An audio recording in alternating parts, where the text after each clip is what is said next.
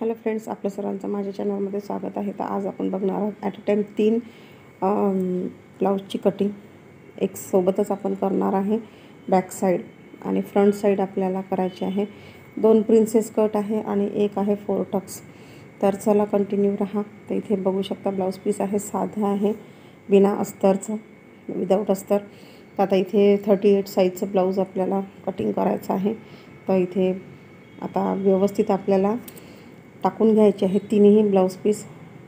आणि बाहीची जी लांबी आहे ती आहे 5.5 इंच आणि त्याला आपल्याला 1 इंचाची खालून फोल्ड करायची आहे. तर पूर्ण डायरेक्ट घ्यायची आपल्याला 6.5 इंचापर्यंत.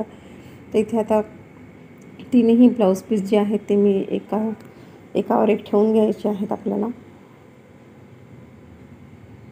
व्यवस्थित ठेवून घ्यायचे आहे. खाली वर नाही झालं पाहिजे. पिनअप करायचं असेल तर तुम्ही पिनअप करू शकता. कारण ब्लाऊज पीसवर अवलंबून आहे की ब्लाऊज पीस कसा आहे, त्याची क्वालिटी कशी आहे. क्वालिटी जर चांगलं असलं तर ब्लाऊज व्यवस्थित बसते, पण म्हणजे व्यवस्थित हलत नाही किंवा सुळसुळपणा नसतो. तर आता इथे व्यवस्थित ठेवून घेते मी तिन्ही ब्लाऊज. फक्त आपल्याला जो फ्रंट साईज आहे ती आपल्याला वेगळी कट करावी लागणार आहे, कारण 2 आहे प्रिन्सेस कट आणि एक आहे 4 टक्स. तर चला, तर इथे मी व्यवस्थित ठेवून घेते आता.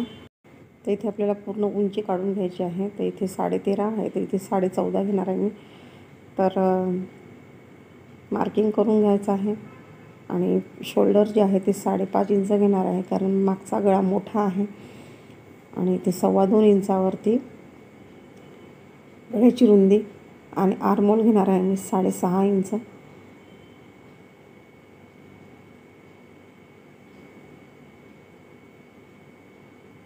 तर इथे 9.5ची घडी घ्यायची आहे आणि 2 इंच आपलं मार्जिन. तुम्ही 1.5 इंच पण ठेवू शकता, पण जेवढं आपण मार्जिन घेतलेलं आहे तेवढंच मार्जिन आपल्याला बाही जेव्हा आपण कटिंग करू तेव्हा, तुम्ही जर इकडे 1.5 इंच घेतलं असेल तर बाहीची मार्जिनसुद्धा 1.5 इंचच घ्यायची आहे.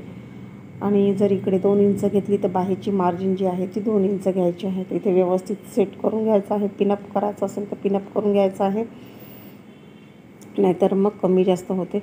खालची साईडला सरळ करून घ्यायचं आहे, कारण कापड जे आहे ते कमी जास्त असते. तर यासाठी तर व्यवस्थित कट करून घ्यायचं आहे आणि नंतर मग उंची मोजून घ्यायची आहे. तर उंची आपल्याला 14.5 इंच घ्यायची आहे. आणि आता आपल्याला बाकीचं मार्किंग करून घ्यायचं आहे. आर्महोलची लाईन पण आखून घ्यायची आहे. आणि इथे 1.5 इंचावरती आपल्याला आर्महोलला आकार द्यायचा आहे. तर इथे पहिले जे कमरेचा चौथा भाग आहे किंवा चेस्टचा चौथा भाग आहे तो काढून घ्यायचा आहे. आणि इथे आपल्याला गोलाकार द्यायचा आहे. खाली कमरेचा चौथा भाग प्लस 1 इंच डाच टाकण्यासाठी आणि 2 इंच आपली मार्जिन. अशा प्रकारे आपल्याला ड्राफ्टिंग करायचं आहे. आणि आता लाईन पूर्ण आखून घ्यायची आहे, म्हणजे हा आपला बॅक पार्ट तयार झालेला आहे. तर बाकीचं पूर्ण मार्किंग असंच करायचं आहे. फक्त गळा जो आहे त्याचे आपल्याला आकार चेंज करायचे आहे. तर तुम्हाला गोल ठेवायचा असेल तर गोल ठेवू शकता, चौकोनी, पंचकोनी, कुठलाही आकार आपण देऊ शकतो, मटकासुद्धा देऊ शकतो. तर इथे मी 10.5 इंचावरती घेतलेला आहे. मार्किंग करायचं आहे कारण गळा मोठा आहे. तर 10 इंच आपला 10 पावणे 10 इंच तयार होऊन जाईल. जर तुम्ही डिझाईन वगैरे टाकत असाल किंवा जर आणखीन त्याच्यामध्ये डिझाईन टाकायची असेल तर तुम्ही टाकू शकता. तर डीप गळा आहे, थोडासा आकार जो आहे तो यू आकार देणार आहे मी, कारण आणि थोडंसं आतमधून, कारण 2.25 इंचच मी रुंदी घेतलेली आहे. तर आता इथे आपल्याला कट करून घ्यायचा आहे. फक्त गळ्याचा जो आकार आहे तो कट करायचा नाही आहे. तो आपण जेव्हा शिवू तेव्हा जो डिझाईन टाकायची आहे त्याच्यावर आपल्याला अवलंबून की कशा प्रकारे डिझाईन पाहिजे. तर खालचा भाग जो आहे तो सरळ करून घ्यायचा आहे आणि आता इथे कटिंग करून घ्यायची आहे. तर व्हिडिओ तुम्हाला कसा वाटला नक्की सांगा. चॅनलवर नवीन असाल, सबस्क्राईब केलं नसेल तर प्लीज सबस्क्राईब करा. बेल आयकॉनचं बटन क्लिक करा, जेणेकरून व्हिडिओची नोटिफिकेशन सर्वात आधी तुमच्यापर्यंत येईल. तर आता समोरचा भाग काढायचा आपल्याला. समोरचं जेवढं वरचं काढलेलं आहे 5.5 इंच, आर्महोल किती घेतलेलं आहे तेवढंच घ्यायचं आहे. मार्जिन आणि समोरचा गळा जो आहे तो मी 6.5 इंच घेतलेला आहे. तर तयार आपला 6 इंच होतो.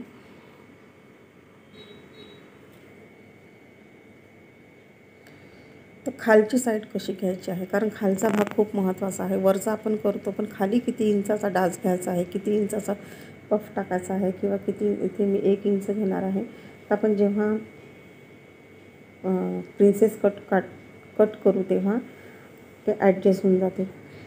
तर इथे आता आपल्याला बघू शकता, मी इथे 1/2 इंच किंवा अर्धा इंच जास्त घ्यायचा आहे, कारण आपल्या इथे शिवणात जाईल किंवा इथं प्लेट्स येईल त्यासाठी.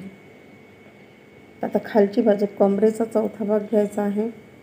त्याच्यामध्ये 2 इंच मार्जिन आणि 2 इंचाचा डास टाकणार आहे आपण. अशा प्रकारे मार्किंग करून घ्यायचं आहे. तुम्हाला मी दाखवते.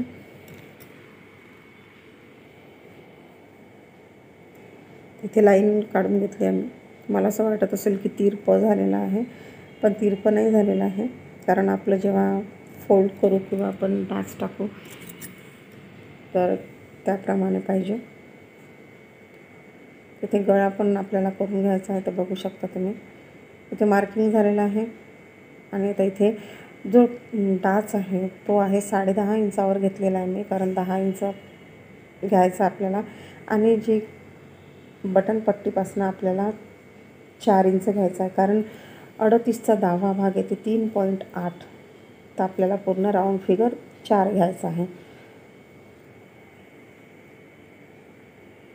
अशा प्रकारे 2 प्रकारचे प्रिन्सेस कट आहे. तर तुम्ही आकारसुद्धा देऊ शकता किंवा मग अशा प्रकारे सुद्धा कट करू शकता.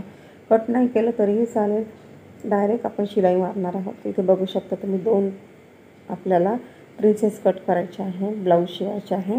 आणि एक जे आहे ते 4 टक्सचं ब्लाऊज शिवायचं आहे.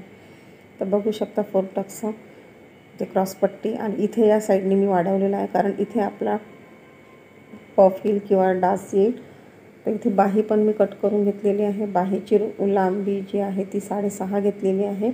आणि रुंदी जी आहे ती छातीचा चौथा भाग प्लस अर्धा इंच घेतलेला आहे. कमी जास्त झालं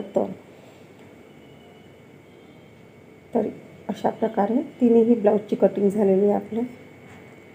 तर स्टिचिंगचा व्हिडिओ लवकरच येईल चॅनलवर.